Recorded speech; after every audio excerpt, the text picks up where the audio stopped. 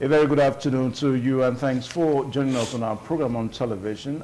This is ITV, and of course, it is African Discourse on independent television. My name is Evan Sunokogi. Well, the incursion of military into politics in Africa is one thing that has elicited a lot of reaction, and a lot of persons have also wondered what is the reason. Against the backdrop that military rule is no more kind of popular all over the world. If you go to advanced democracies in parts of the world, you will hardly hear military regime or you hardly hear military head of state. But here in Africa, it's almost something that is creeping into our political terrain, you may want to say.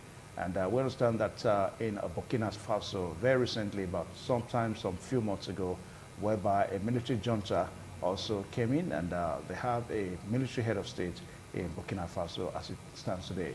Now, what is the reason for all this? How can we ensure that military does not take over politics and take over governments in Africa? Because just like what we said a while ago, that military is not fashionable, it's not in vogue anymore. All right, so to do justice to all this this afternoon, we're so privileged to have two eminent personalities here. We've got former PS, Minister of Agriculture State, talking about we're talking about Bashir Kadiri now. So welcome to the program. My pleasure. African Discourse. My pleasure. Welcome. All right now. And also too, we have pharmacist Uyi Oria here on the show this afternoon. Pharmacist, you're welcome to the program. Thank you, Evans. You're welcome. Good afternoon, viewers. All right, so we've got some pictures of some of the military heads in Africa. So let's see them one after the other. We have the military head of state in Burkina Faso, where we have Captain Ibrahim Traoré, and we're told that he took over the reins of government sometime in 2022 in Burkina Faso. And for Sudan, we've got, all right, so this is the Chadian military head of state now, Mohamed Idris Al-Deby, who succeeded his father in 2021. That's about 2 years ago. Then in Sudan, we also have military head of, this Mali now, Assimi Goïta, that's the Malian head of state, who is also a military head of state there. Then in Sudan, we've got Abdel Fattah al-Burhan, military de facto, and he's the current military head of state in Sudan. Well, we understand that the crisis in Sudan is still ongoing, and it has assumed a humanitarian crisis as it stands now. So it's only God, all effort to ensure that the crisis in Sudan is abated, is somehow proven as if it's not yielding any effort. And about 2-3 times a ceasefire has been called in Sudan. The ceasefire has really not yielded any effect. All right, so perhaps that is the story for another day. Now, gentlemen, as we look at this topic this afternoon, military takeovers in Africa, where do we begin from? I'll start with Bashir. Well, let me first thank you for making Africa a focal point. Even though we are aware historically that Africa is the centerpiece of Nigerian international relations, if you like calling foreign policy. That has been the subject matter all along for many years now. But I must tell you the truth is that the theater of the the African experience is an historical thing. I think sometimes we don't connect with our history. So we get lost in what you call modernity. Modernity cannot make sense without an historical reference. Your background is part of what makes you who you are. The African continent is a continent that has been managed by what we call the monarchical reign. There were monarchs all over the place. And so a lot of people still believe that they have the tendency of becoming the new monarch in the seats. And monarch, of course, some of them are liberal, some of them are despotic. But what you find today is that the ambition to become leader of the country has a functional connect with the monarchical reign, which of course is in our psyche. There's a psychic thing we don't always understand. It's in our psyche. Now, many years ago, many people today in some of our country, even in Nigeria here, some people wear beads, even when their parents are not even anywhere close to the palace. Some of them, their grand-great-parents, or their grand-great-mother was from the palace. The next thing, they wear beads. And they finally connect to say they are their prince. That tells you the kind of mentality that is in the head. But the beauty of this is that our country has overcome some of those challenges. And we're now having what we call a psychic tweak and rejig. These other countries we're talking about now, they are quite smaller countries that still have a historical challenge of coming out of that woods. And so what you find is that even the idea of military design to take over power is a function of what has been in their psyche. They are at home, they are growing as small boys, they believe that somebody close to the palace is supposed to be a king. And that, oh, he's envious. Many years ago, if you live in this country, many years ago, you will know that a prince cannot be touched by a teacher in his class. If you touch the child, you are in trouble. God help you. You don't flog a child. A prince, you don't flog him. So these countries have that psychological arrangement. Some of them have also religious background that also have to influence some of this. But what I think is important here is to say that we must learn as Nigerians, as we watch our brothers in other countries in this field, more than Nigerians. What are we going to learn? Now, Sudan divided because they thought that they are coming together, somebody was undermined. They divided. But are they still comfortable? No, they are not. They are still in crisis, even worse. Just mention any country. These smaller countries have this same challenge. So for me, I think they are evolving. They have to evolve over time. The Western concept, which we have imbibed, we are still struggling with our own democracy. Don't forget, we are still struggling with it. We still have this issue of, tribe A, tribe B must be, tribe C must be. What has only kept us strong is because we have been having some mixed match with the Western people. We have not been completely divorced from the West. They are touching our psyche. We are evolving faster than other countries. Otherwise, we are doing the same class, but we are evolving faster than other countries. I think that is a privilege that we have had as Nigerians. But I would crave indulgence of other African countries to sit back and consider that there is a need for people to decide who rule them, and not for monarchical tendency. That has gone over. Monarchs can be in your own small enclaves, but it cannot be supervising your entire world, because your acceptability in other community of nations is a function of how the people are involved and who makes their leadership. It's how that brings some level of confidence and courage for people to deal with you internationally. And nobody will come and invest in your country when it's afraid that one day one journal will just come and say, close the shops and everybody go home. And everybody go home. Okay. So the confidence, what I'm trying to say here is that democracy brings confidence.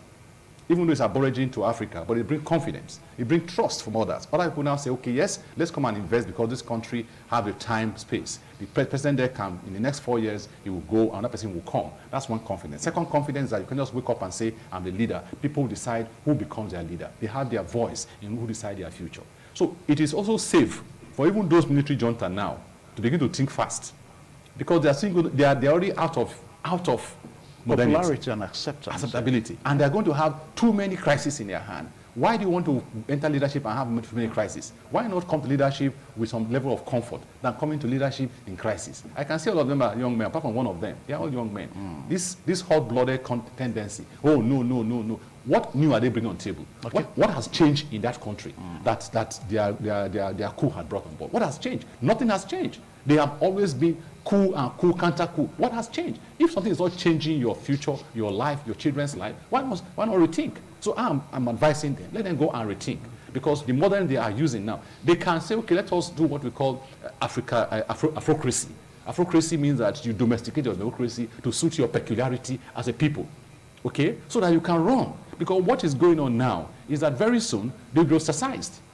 And I don't see any country in the world now that can survive all alone. You need other people to come in and do okay, let me pause here so that we can bring pharmacist Uyi into the show too. Now, for Burkina Faso has the youngest head of state assistants in the whole world, starting from Africa, and he's also the latest to be making incursion into being head of states in Burkina Faso. Talking about Captain Ibrahim Traoré now, who took over in 2022. Now, the pictures we saw a while ago, we have the oldest as Abdul Fattah al-Burhan, that's the military head of state in Sudan. Now, what people normally say, what we hear usually, is that military make incursion into governance, as it were, because of corruption, because of the lack of experiential, exposition now to show that the popular, civilian government can really handle power. Now, Pharmacist Uyi, from your own point of view, what do you think is the African experience? What is your own impression about the African experience? You know, like it's often said, the people get the kind of leadership that they deserve. Ingrained in the average African is that tendencies that he pretends to abhor in her leaders. You know, maybe because he does not have the opportunity, the privilege that the current leader has. He cries and says, no, this is corruption, this is not good enough. But when you catapult him to that level of leadership, he begins to exhibit the very same thing that those leaders are exhibiting. And it is because there is that inner thing in us that makes it, that makes leadership, we personalize leadership. We want to attain that state of religious symbolism as a leader, and everybody must follow. But these are actually against the tenets of democracy. Democracy is a culture that has come to stay, a culture that has liberated the minds of the people all over the world. Yes, it is not perfect, but what democracy has is the greatest chance for any nation to survive, because the participatory mode of it enables all and sundry to have a say in the system. Now, in Africa, there is that thing about us. We love to worship. We love to be worshipped. And because of all these, the military people who are not different from those, take a look back, take a look at what happened in 1966 in our country during the first military incursion. There was a growing democracy that was, of course, riddled with crisis here and there. Tribalism has also set in, sectionalism and all kinds of things. And the Nigerian was experiencing a lot of issues that it was quite uncalled for at the time. Then these young military people decided that they would lay to rest some of these things by bringing themselves out to liberate the people. But one of the things they didn't understand was that they lacked the basic understanding of the workings of a democratic setting. So they had thought that by force, they could bring certain things by. There was a counter-coup. The counter-coup would metamorphose into a full-blown war at the end of it. And Nigeria has really not recovered from that experience all of these times. You know, these are the things we see about Africa. I would want to say that we are growing. But the only thing about this, our growth that we talk about is, do we really understand what we will experience even as we grow? If you take a look at the election that just happened in this country, you will recall that military have cited excuses of flawed elections to come into power in the past. Okay. You know, they just come into the picture and they decide to do that. It happened during the Shagari era, and we had military head of states like Buhari, Babangida, and all of that. But time has proven that even the same military government, they proved to be a little more corrupt than the civilian regime that they were looking to stop from plunging the country into some kind of deeper crisis. You know, at the end of the day, it is not even the idea of coming to remove the civilians from power that solves our problem. It is the mentality, that innate thing about us as we relate with power and authority. You know, I am in charge. It happens everywhere, in the streets, in offices, in the civil service. You know, when we are in a position of power, we quickly forget what we are sent there to do, what the authority that is with us there is meant for. We begin to personalize the entire thing and build a religious symbolism around it. And at the end of the day, we are far from being able to govern ourselves and to come out with results that will benefit everybody generally. That's why a lot of people suffer. Otherwise, a country like ours that is blessed with so many things should not be going through these things that we are going through. Military infraction over time has also prevented us from acquiring that period of knowledge and growth that would have, liberated our minds today to a point where we know how to govern ourselves. Okay, let me leave you there. Now, for Bashir, let's take our minds back to what is going on in Sudan. Perhaps the Sudanese experience is, it's very cause for attention because it is actually the very first time that we are seeing the military showing inability to hand over power as they promise now to the popular rule, that's the civilian rule. And from what is going on in Sudan, I little wonder whether the Sudan as a nation, will ever experience civilian rule. Let's take it from there, Bashir. Never say never, because except Almighty, nobody can say nothing is impossible. It's when he says it's not possible that it's not possible. I am an ardent believer of his divine connect to humanity. I do. But I want to tell you this. You see, every country developed at its own pace and its own space. No matter how two people stand together, if they were born the same day, they cannot the same day crawl, the same day stagger, stumble, and stand. Their time varies. Of course, he's a medical person. Their time varies. So every country has a phase it goes through. Sometimes those phases are affected by events that happen before the other phase. The Sudanese experience is like you are talking about two things happening at the same time. One, they were divided. There's a Southern Sudan or something. Am I correct? And Northern Sudan now. Northern Sudan. Yeah, we're talking about the Northern Sudan. No, I'm going somewhere. Yeah. They were divided. That divide alone creates a new beginning and a new crisis. They were together, maybe they wouldn't have had this experience they're having now. Maybe they would have grown over time. Maybe they would have been changing this perception. You know what I'm saying now? Now, what that explains is that together is stronger than a divide. Because now you are divided. There's a new feeling now that I'm supposed to be in charge. There's a new feeling. But that feeling wouldn't have happened if they were still together. Now, don't forget that one of the reasons why people take power from what we have become over time is for personal economic reasons.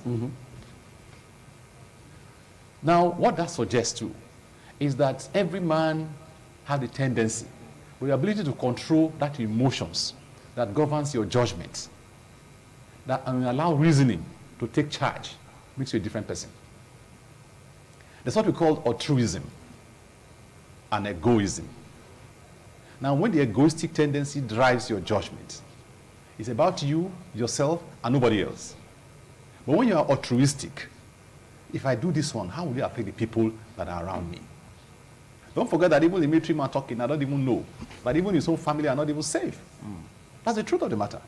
Because they say someone won't throw stone into the market, they never know that the stone will eat his mother or his brother or his cousin or his nephew or his niece. He will not know. So it is important that the Sudanese experience, other African countries begin to learn that divide is not the option. Every country has this challenge. Now, that is one. Two, that is from this experience we also tell them that the military is lusting out in swift and speed. Because if the entire world is now condemning the military government, and everybody is talking about the same thing against you, I think you should sit down and re-examine. Why? Because your market alone cannot carry your survival. Economic is not a global concept. Everybody wants to now develop and spread. Who will come to your country to invest? Nobody.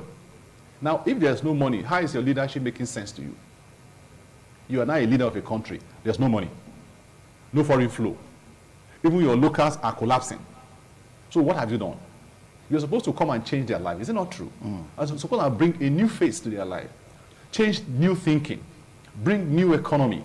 Bring new politics. So what are you going to bring on board when you are now in silos, living alone? It's a dangerous one. Okay. It's like somebody saying, that they say, you stay alone in your house, don't come out of my place. Can you survive it? No way. A king in this country, I won't mention the place now, his people told him, okay, let's watch and see. You be doing your own. Let's watch and see. Let's leave him. And the king says when he was there, he said, if I knew that let's watch him, was a curse. Heaven knows I will never have agreed it happens. So now that tells you that the people are getting closer to, and they will erupt and collapse. The military man who is doing this now, we don't even understand that it's no longer popular. People are following you not because they like you, but because they see you as poison. So people want to avoid poison. When you see a man putting poison in the corner, it's not because they like the poison, but because they want to avoid the poison. And everybody wants to avoid you. And that's exactly what is going on in Sudan. Okay. So the Sudanese people, the current military junta, I think I'm praying God that he should think. If he hears media discussion, if he hears talks from social media, he should think. Because he's no longer having relevant. He's currently losing steam. Okay. And in a short while, he will going to collapse. Yeah, pharmacists, even as we try to blame the military for making a caution into governance in these African nations, let us look at the African nations where we have civilian rule. These civilian rulers, the civilian heads of states now, in Democratic Republic of Congo, there are crises there. In Senegal, where you have Macky Sall as the head of state, there are crises there. In Nigeria, the crisis in Nigeria may not be that too conspicuous, but you and I know that insecurity and all that is a form of crisis itself.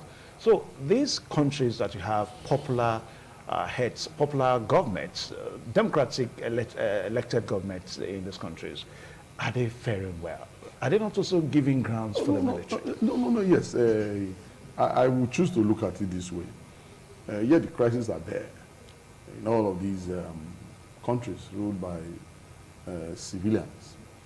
But the crises, as they are, do not present as if the solutions to them are military incursions.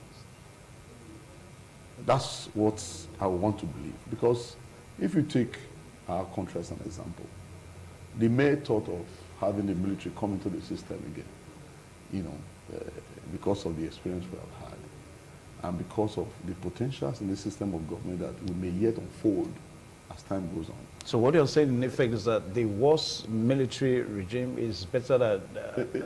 The worst civilian regime is better than... The best military regime? Oh, yes. Because you learn nothing in the military. One of the things I know about the military is this. There is no a consultative assemblage of people who are representative. Okay, let me pause you there now so that we quickly see the headlines, the major headlines on the news this hour. Don't forget the program is African Discourse on independent television. Please stay tuned.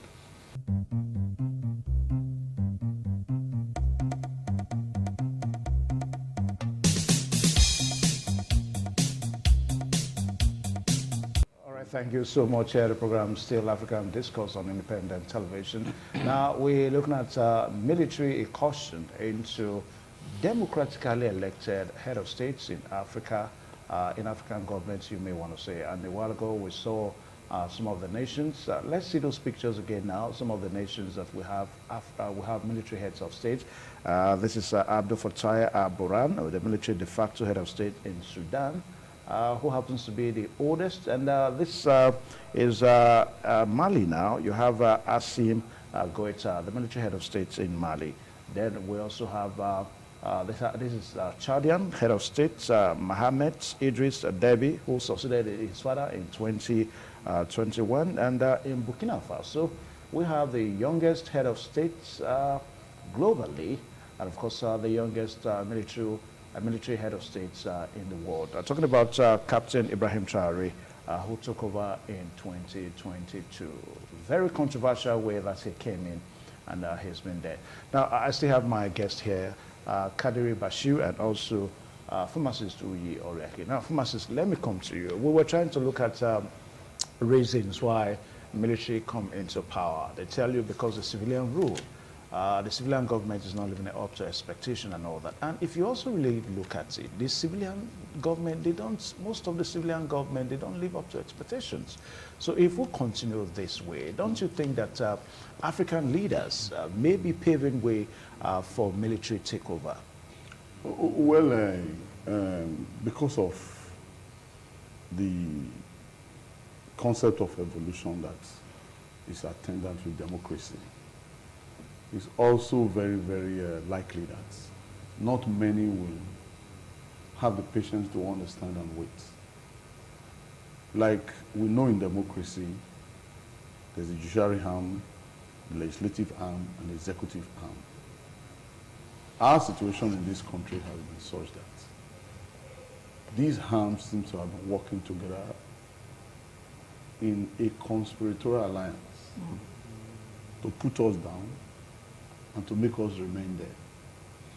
But at certain points, we have the opportunity to go to the polls, to choose our leaders afresh. We may not get it right at any point in time, but you agree with me that there have been pockets of landmark happening here and there that has led to, that has led to us having something that is close to what we really do expect as a people. You understand? So Yeah. That in itself gives us a little bit of hope that no matter how bad things may be at any point in time, there are pockets of places where the people have been the one who choose their rulers. That is also to say, in the next cycle, when that begins to repeat itself over and over again, we could be moving closer to a proper state, an appropriate state, where leadership is administered in a proper manner. But to think of the military making incursions, irrespective of the failings of the existing government, should be, to me, an experience that we do not want anymore in Africa. It stores the growth of the people. You can see what happened during that long spate of military entrenchment in power between Buhari and Abdul Salami. Yeah. It came out that our growth was so stunted. The very things we learned after the First Republic came on board, we had to start relearning everything again. I'm telling you that if those incursions had not taken place by now, Nigeria would have gathered a lot of momentum in this democratic experience, and we would not be where we are today. So for countries who still have to find themselves being governed by the military across Africa, I think it's a setback as far as I'm concerned. It's a way of bringing more and more confusion. There is no way these people are equipped to really look at what the problems of the people are. No, what they begin to do is fight and fight for legitimacy over and over again, because the Committee of Nations will hardly want to have them as part of their group. They will begin to fight for legitimacy. That country will begin to experience a lot of setbacks. It happened during the time of Sani Abacha in our country, when it came to the point that even those who were rulers outside the country were having to beg this man, why don't you just step aside and let this country breathe for a while? There is no way military government, military incursions can help this African nation, this African state that we are having. So we need to move forward. Democracy may not be working very well now.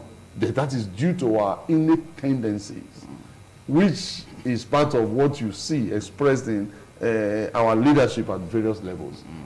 Look at the leadership in our civil service, like I said a while ago. Look at leadership in our communities. Look at, persons always come out, wanting to express themselves in a manner that belittles and brings everybody under and all of that. So it's at that point, democracy must be able to percolate to these places before you begin to say, yes, we have arrived as a democratic nation with the right culture of democracy. Okay. All right, so Bashir Kadir, the effect of military junta is massive.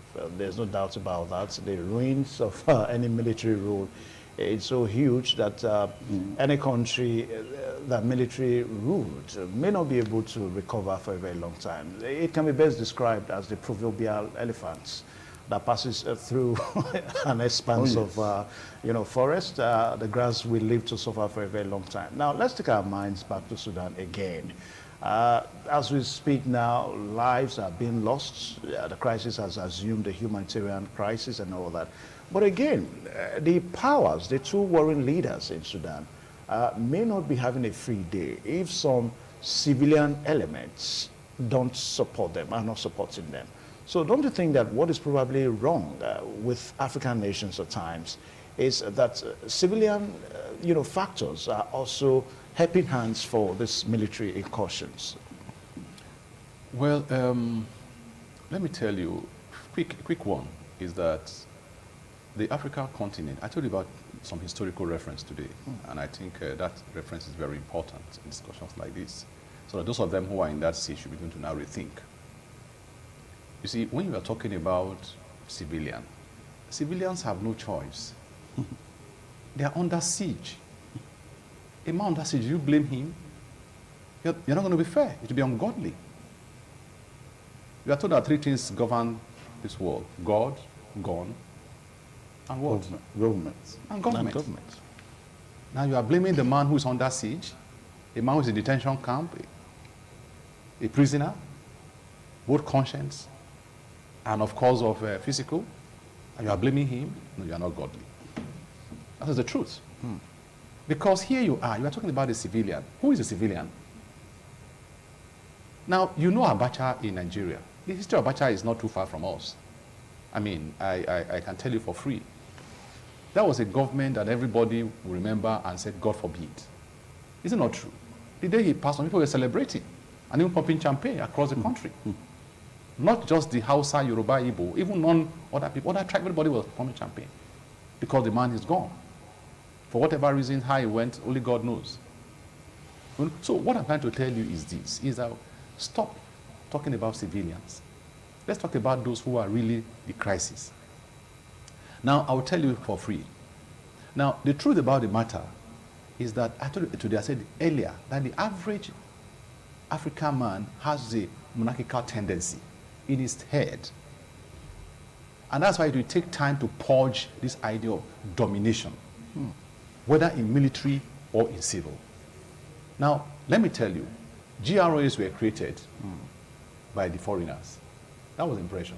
But what happened? When they left, people were happy that they were not in the new GRA. And everybody wanted to go to the GRA. And those in government most times. And you know what I'm saying? And some of them didn't even know what governance is all about.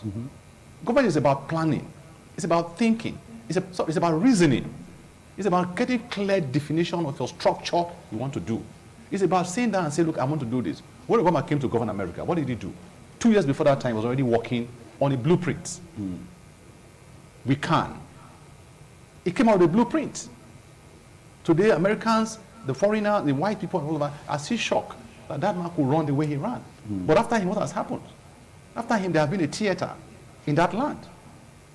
That's the first time there's a consensus, even the color and black. And everybody says yes.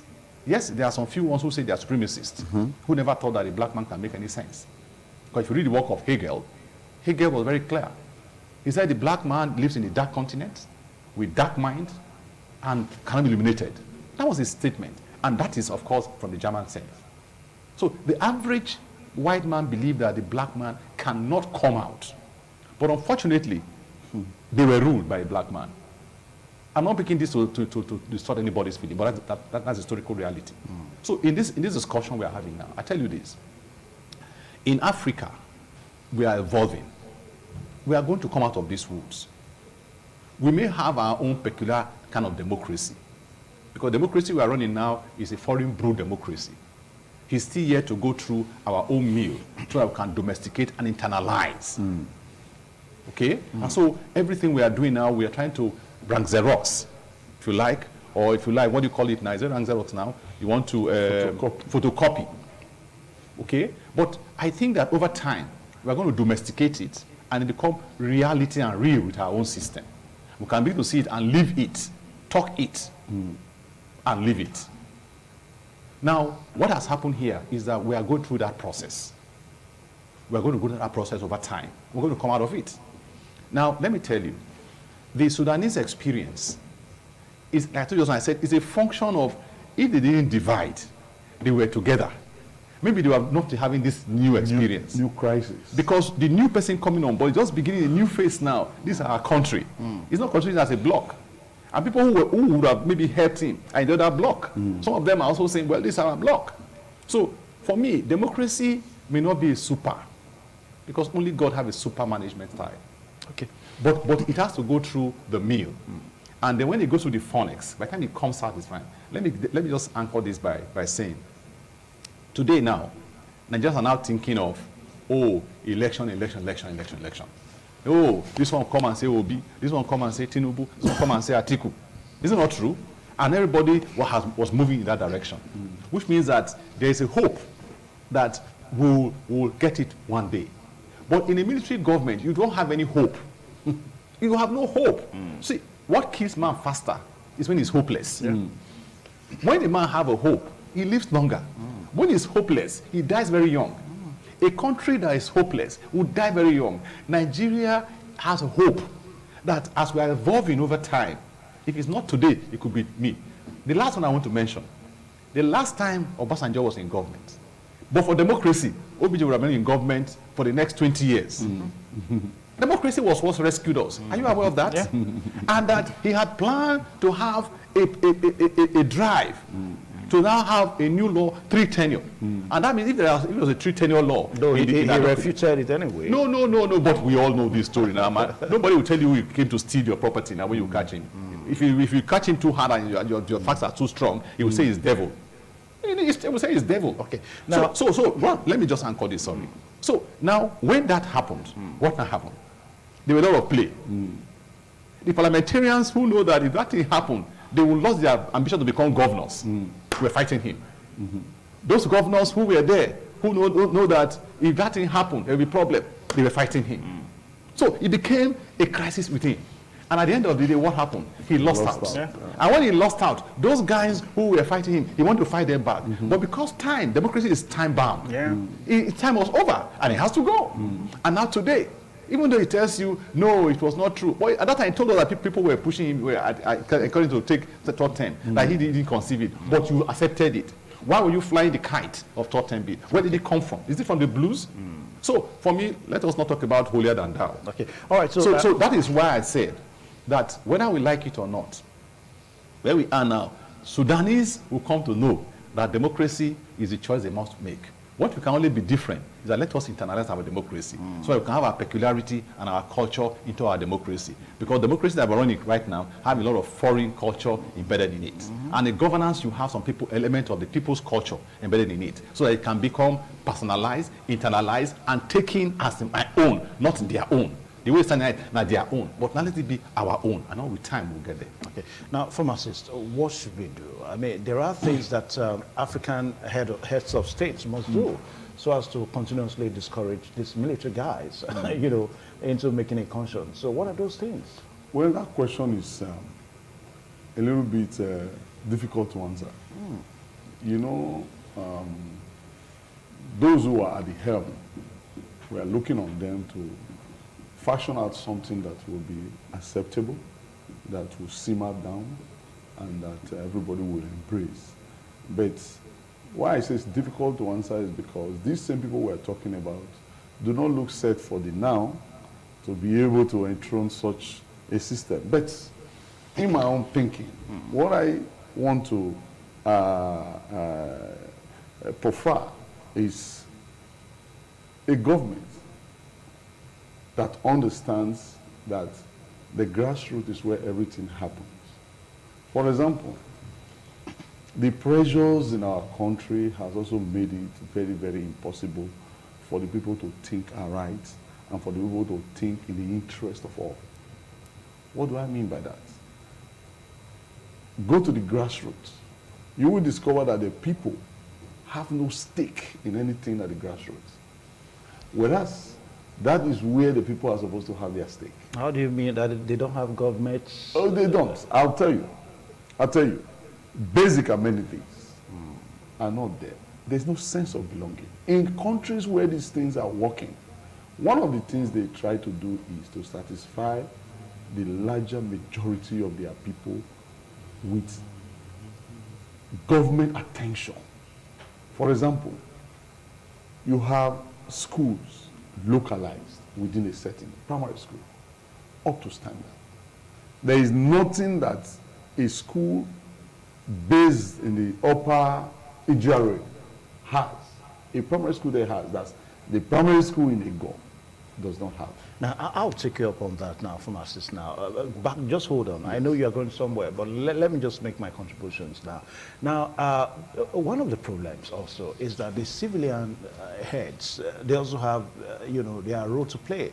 A situation whereby state governors keep on blaming local governments keep on blaming state governors. Take, for example, in Igor. We don't really have any case in sight anyway, but that has always been the case now, whereby the state governors will point accusing fingers at local governments, that you are supposed to provide this, while local government will say that this local government does states. not point back. Local government does not point back. Let me make it very clear there, because they are appendages of that state government. You know, what I was trying to bring about is this. You see, when we have a government that is grassroots based, what do humans need? You need your health taken care of. You need your children to go to school. Good schools where they can compete globally and well. You need your environment to be cleaner. You need good roads. Good roads. To move around. To move around. Yeah. You know, that invites investment to those areas. Now, when people are able to live relative comfort at that point in time, and they're able to aspire based on the efforts of government around them, you will begin to see that they will want to participate more, and they will have more confidence in how the processes work, and they want to be part of it. Today, what we observe is that there is a people here, there is a government there. There is no relationship, because there's no trust. Over time, government has not been able to prove that the people can trust them. Now, most times, those that want to come to government also, some good hands, they're interested, they want to come into government. But the greatest problem is that the people, the grassroots people, they don't know how to identify these people that are capable. So what should they do? How can we identify the capable hands? No, a time will come. A time will come when you will have a capable hands in front of you. Take, for example, in Edo State now, local government election is around the corner. Oh, yes. The governor has told us that by September we're going to be having local government election. Now, we have arrays of people signifying interest to run for chairmanship position. But I'll tell you, pharmacists, that most of the people, most of the grassroots people, civilians now, they don't know who are capable. Who is capable? Well, today, they are still looking at it from the party lines. You know, they are looking at it because there's no system that tends to evolve people through some kind of, you know, steps. So, if I tell you I'm coming out, I want to contest an election in this regard, you have to go and dig to know my antecedents. But the system we're talking about is, in the course of time, you don't have to go far to dig. These people, you will know them, because you know where they are coming from. Now they have to go and dig. But how many persons have that time to go and dig? So what they are just laying their choices on now is, what party is that? We don't like that party. We don't like that party. This is the party we want. At the end of the day, if that same party you love brings out the candidates who do not have the competence and the character to drive the program that will benefit the people, then we go back to square one. That is why Oga was saying, democracy is a meal, is grinding. And in the course of time, all of these things will begin to come out. But we have roles to play, especially for those who are enlightened in society. You know, we have roles to play. We have roles to play in talking to our society, talking to our community, also presenting ourselves in a manner that makes people have confidence in us. You know, so, but because these things will take time. It will take time. Don't be surprised that some of us here will not be alive if we live to a ripe old age to see that democracy has really come to take its proper effect. And talking about it from the perspective of having a homegrown kind of thing, it still resides with the grassroots. How we relate. You know, there was somebody I was talking to a while ago. He said one of the things he would want to do if he assumes that office as, you know, a chairman of a local government, is to have an advocacy unit. an advocacy unit that will move from place to place, community to community, talking to the people about its programs, and also hearing from the people what the people exactly, what their needs and their pains are, and all of that. But that is what government has not been able to do over time.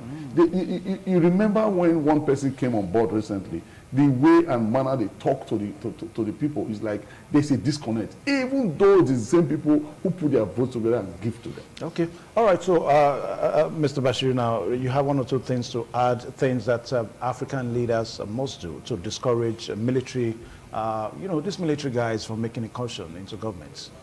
I think one of the lacunas that exist in our country is the lack of institutions. Our institutions are not there. Now, that is why somebody can just sit down and undermine the institutions. Whatever he does is right. Whatever he says is right, even if it's against the law. And that again brings me to the issue of the psyche of the average black man.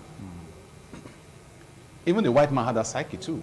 But because the institutions are now working, they are strong. That's why that thing is about to be taken. Now, Trump would have taken over American leadership and become a life president.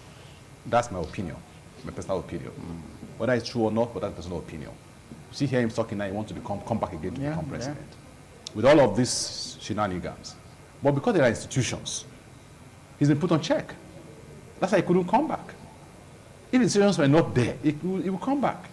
So what we need to do as our leaders who are clear-headed, let us allow institutions to work. These institutions, they're not working. That's why you find local government chairmen are like in the cooler. Because institutions are not working. And even local government chairmen themselves, some of them, when they come on board, what they create gives the people a feeling that, I don't even need them. You create a new czar around yourself. Now, look at it, for instance. Now, when we come to the people... Just 30 seconds now. Yes. When we come to the people, our people must learn to know that a man who is elected is not the owner of CBN. And it must give him a space for him to think. Today, and my brother, if today my brother becomes a councillor or a chairman, his house will not be free to him. He will not sleep on in his house. There will be a march, an army of people every day in his house waiting for him to wake up. And then his salary may not be up to 1 million naira. And somebody wants to come and spend 1 million every day for him. We must learn to begin to allow people to think. Okay. At that level of pressure, the man becomes, if he's not careful with courage, he runs into a problem. All right, gentlemen, because of time now, because we have on that program up next. So I want to say a very big thank you to pharmacist Uyi Oria here, one formidable politician and somebody that is interested in the growth of politics in Nigeria. Also to Bashir Kadiri, thank you so much for joining the program African Discourse on independent television. Thank you, gentlemen. All right, so until same time next week on the same television, independent television. My name is Evan Sunohuge. Goodbye and God bless you.